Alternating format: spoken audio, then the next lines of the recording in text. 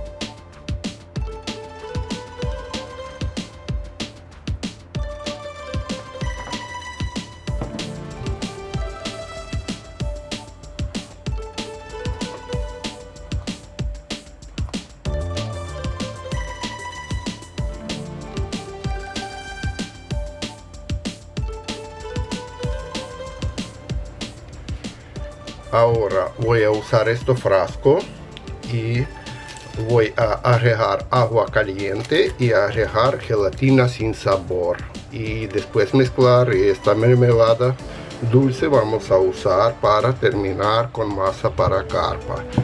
También hay que saber que hay que mezclar componentes muy bien para que quede así, muy mezclado, para que no quede gruesas cosas así. Agregamos y mezclamos para que quede de esta consistencia así. Y ahora terminamos preparando la masa dulce. Al último tiene que quedarse masa así, de esta consistencia. Mira, para que después pueda detenerse muy bien en el resorte. Por ejemplo, si vamos a algún pedazo de cortar para corillana o resorte, pero tampoco tiene que ser muy dura, tiene que estar así, porque tiene que desarmarse por poquito, tiene que comer carpa, ¿no? Espero que mi carpa va a estar contenta con esta masa. Este resultado vamos a saber en unos días. Donde voy a guardar en unos paquetes y abajo en heladera, al último instante abajo en heladera, porque mañana voy a pescar, por eso por un día voy a guardar ahí. Si quiero guardar para más tiempo, guardo en freezer, en heladera, pero arriba en freezer.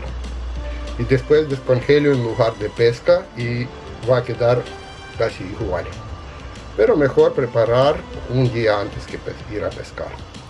Chao, hasta próximo video y buena pesca.